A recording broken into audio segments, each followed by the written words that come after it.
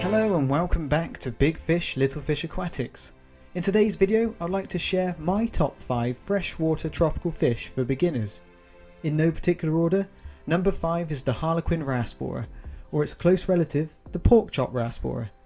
These are quite skittish and shy at first, and they will appreciate a planted aquarium to help them relax. But once they have relaxed, they'll keep you entertained for hours with them zipping all over the aquarium. These guys are very hardy fish. They top out around 2 inches in length. They're able to adapt to a wide variety of water parameters. They'll accept most fish foods. They do not eat your live plants and are a peaceful shoaling fish. Next up is the bronze corydoras. These fish have strong iridescent greeny blue scales that go from their face all the way along the upper part of their back. They are another hardy fish. This miniature armoured catfish is able to tolerate a wide variety of water conditions. They don't eat live plants, they accept most sinking foods, and they're extremely peaceful that will appreciate to be kept in a group. I had a small group of these a few years ago and I found that they enjoyed huddling together when they were resting. The only special requirement I would recommend for these is to keep them with a fine substrate sand, as they can damage their barbels on some of the rougher gravel. Coming in at number 3 is the dwarf gourami, and in my opinion is the perfect centerpiece fish for all beginners. The dwarf gourami, being a gourami, they're part of the family called anabantoids, which possesses a special organ called the labyrinth organ, which enables them to breathe atmospheric air directly, so don't be too worried if you spot them breathing from the surface. The dwarf gourami is another fish that is capable of adapting to a wide variety of water parameters.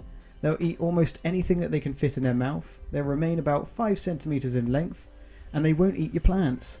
One thing to be aware of though is males can become territorial, especially with their own species, so I suggest only getting one, and trust me, the colours that this fish displays will have you staring at your aquarium in amazement.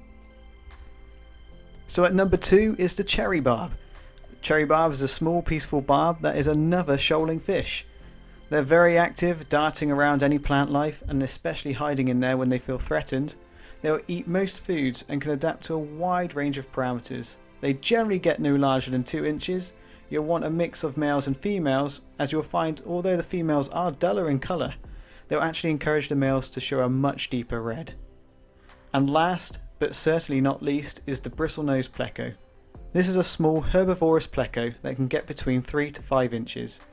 Males are generally larger and have the bristle-like growths on their head, which is what gives the species their common name. Again, this fish is capable of adapting to a wide variety of water parameters.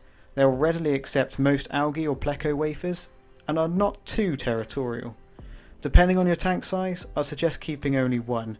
It's worth being aware these fish will eat any soft leaf plants, so keep that in mind if you are stocking a planted aquarium. These fish also like to chew on driftwood, so make sure you have some available. Now, all of the fish I've mentioned in today's video are perfectly suitable to be kept together in a community aquarium.